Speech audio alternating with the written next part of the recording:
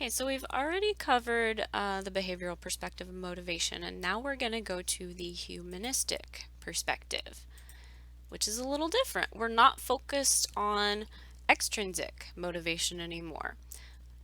With the humanistic perspective, the focus here is on personal needs. So anytime you see the word needs, you'll know that is getting at the humanistic perspective. There are two components we'll talk about. Maslow's hierarchy of needs is one that you probably learned in general psychology. You learned a little bit about it there. And then we'll also cover self-determination theory, which also focuses on needs. So Maslow's hierarchy, this can take a lot of different forms, so it might look a little bit different than what you've previously learned. But essentially, we've got different levels, and the idea is that we typically need to have lower needs met first, more basic needs met before we can really fully focus on needs that are above. So esteem, belonging, and safety and physiological needs, those are all referred to as deficiency needs because once they're met, you really don't have to think about them anymore. So physiological needs are things that we just need to stay alive. So we need clean air, we need food and water and shelter and so on. And then safety needs, we need to feel safe. You all know there have been times when you haven't felt safe. Maybe right now is one of those times, and that makes it hard to focus on these other things up above. The need to belong and to feel accepted by other people. And then esteem is the need to love yourself. So this has to do with self-esteem. So we need to have all of those things met before, this is the important one here, we can fulfill this need to know and we can focus on learning. So that's very important for school.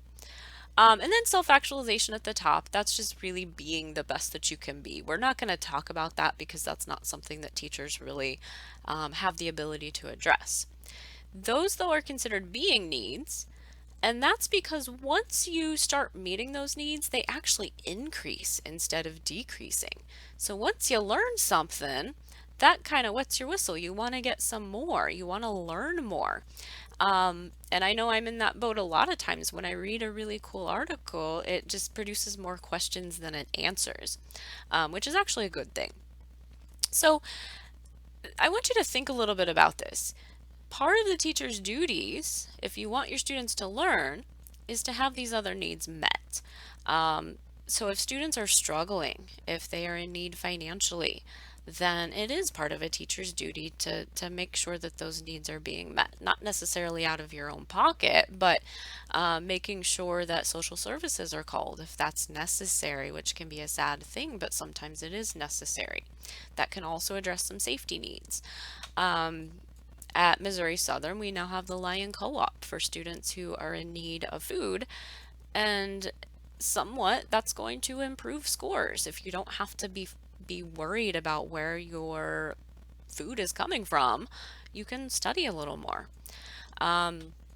If students are being made fun of, if they feel they don't belong, in a lot of cases that can distract them from learning. So taking care of bullying is important. Safety drills are important as well. As long as students feel like they're in control, then that will open up some doors to learn. If you do have students with low self-esteem, then it's important to address that as well. Now for self-determination theory. That's a good name for it because we often are motivated by doing what we want to do. I see that every day with my kids, especially with my 2-year-old. Just last night, she had a full plate of food right in front of her that I had set there, and she kept screaming that she didn't want it. Fortunately, she didn't throw it for once. So I took it away, and immediately when I took it away, she said, "I want to eat." So I gave it back, and she sat there and ate. She had determined what she wanted instead of me determining it. We see that a lot with kids, young kids, especially with food. So like I said, the humanistic perspective is all about needs. So here's where those needs come in. The need for autonomy is what self-determination theory is really addressing. The need, in other words, to have our behavior depend on what we want instead of on what other people want. So some students are going to rebel by having rewards presented.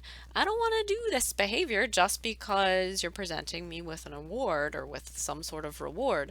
I want to do it when I want to do it on my own terms.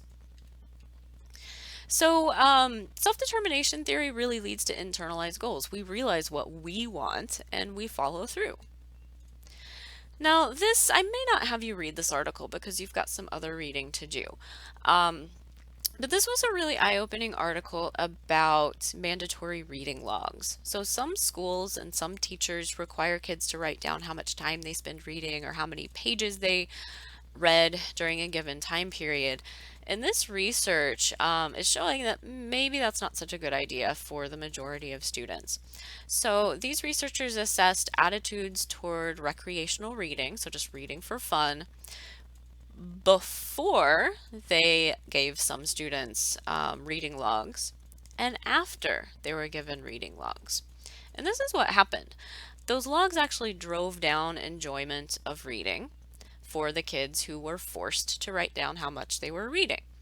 For the other kids who were just told, read when you feel like it, read as much as you want, their attitudes actually increased. So reading logs can backfire. If you're given a choice of whether or not to do it, then I would recommend not making students write down what they're reading. So ways to encourage autonomy. Pretty obviously allowing choices. So giving students a choice of what to write a report about. You of course have to have in mind what those choices are. So if you allow, some students to do a diorama and other students are writing a paper, it's going to be hard to grade and to grade fairly. So you want to keep that in mind as you're planning assignments, but allowing them to write a paper about whatever they want or an animal of their choice, or to do a diorama about an animal of their choice, as all students are doing a diorama, then that's totally acceptable. Having students create their own goals and to plan how they're going to reach those goals, that also can often work better than the teacher creating the goals for them. And then providing rationale for rules. So studies are showing that teachers who have students come up with the rules themselves the very first day of class actually have better behaved students throughout the entire year. And there are ways to do that. So you might already have the rules in mind and you guide the students toward them, but just because the students have come up with the rules, at least they think that they've come up with the rules, then they will be more likely to follow them. They'll feel empowered. They'll feel like they're in control of what those rules are.